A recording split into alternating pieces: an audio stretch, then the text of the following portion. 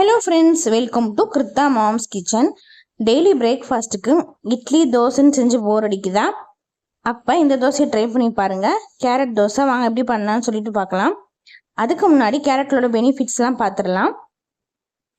கேரட்டில் beta carotene இருக்குது. Wait லாஸ்க்கு ரொம்ப நல்லது, கண்ணுக்கு ரொம்ப நல்லது, rich in vitamins and minerals, fibre அதிகமாக இருக்குது. ஸ்கின் அண்ட் ஹேருக்கு வந்துட்டு கேரட் ரொம்ப நல்லது. பெரிய வெங்காயத்தை 2 கட் பண்ணி வச்சுருக்கேன். 3 கேரட்டை ஸ்கின் பீல் பண்ணிவிட்டு துருவி வச்சுருக்கேன். 2 கொத்து கருவேப்பிலை, 2 பச்சை மிளகா. இப்போ ஒரு கடாயில் எண்ணெய் சேர்த்துட்டு எண்ணெய் நல்லா காஞ்சதும் கடுகு உளுந்து சேர்த்துக்கலாம்.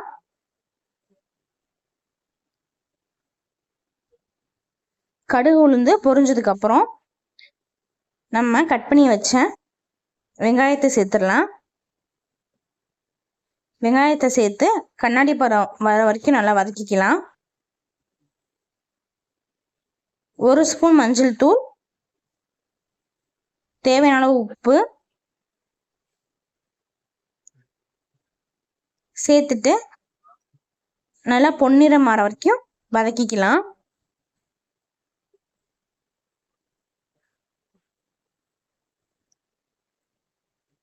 இப்போ நம்ம எடுத்து வச்ச கருவேப்பிலையும் பச்சை மிளகாயும் சேர்த்துட்டு 1 நிமிஷம் போல் நல்லா வதக்கிடலாம். இப்போ நம்ம துருவி வச்ச கேரட்டையும் சேர்த்துடலாம். சேர்த்துட்டு கேரட்டில் உள்ள பச்சை வாசம் போகிற வரைக்கும் நல்லா வதக்கிக்கலாம். கேரட் சாப்பிடாத குழந்தைய கூட இந்த மாதிரி செஞ்சு கொடுத்தா கண்டிப்பாக சாப்பிடுவாங்க. இப்போ 1 ஸ்பூன் அளவு பெருங்காயத்தூள் சேர்த்துக்கலாம். சேர்த்துட்டு வதக்கிக்கலாம்.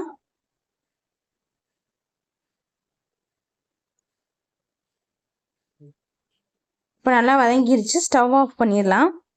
நம்ம எடுத்து வச்சிருக்கிற இட்லி தோசை மாவில் நம்ம வதக்கி வச்ச கேரட்டை சேர்த்துடலாம். சேர்த்துட்டு நல்லா கலந்து விட்டுருங்க. கெட்டியாக இருக்கிற மாதிரி இருக்கும். கொஞ்சமாக தண்ணி சேர்த்துட்டு நல்லா கலந்துக்கோங்க. இந்த கன்சிஸ்டன்சியில் இருக்கணும். இப்போ கல் நல்லா காஞ்சிருச்சு. நம்ம எப்பயும் போல் தோசை ஊற்றிக்கலாம். ஊற்றிட்டு நல்லா ஸ்ப்ரெட் பண்ணி விட்டுருங்க. இன்றைக்கி நான் நெய் தான் சேர்த்துருக்கேன். உங்களோட ஆப்ஷனல் தான், நீங்கள் எண்ணெய் கூட சேர்த்துக்கலாம். ஆனால் நெய் சேர்த்து சுடும்போது நல்லா டேஸ்ட்டாக இருக்கும். ஒரு பக்கம் வெந்ததுக்கப்புறம் மெதுவான ஒரு பக்கம் திருப்பி போட்டுடலாம். இப்போ நம்மளோட கேரட் தோசை ரெடி ஆயிடுச்சு. கேரட் தோசைக்கு தேங்காய் சட்னி, பூண்டு சட்னி, கார சட்னி எல்லாமே நல்லாயிருக்கும். நம்ம சேனலில் பூண்டு சட்னி அப்லோட் பண்ணியிருக்கு. பார்க்காதவங்க செக் பண்ணி பாருங்கள். அது தவிர நிறையா சட்னி வெரைட்டிஸும் அப்லோட் பண்ணியிருக்கு.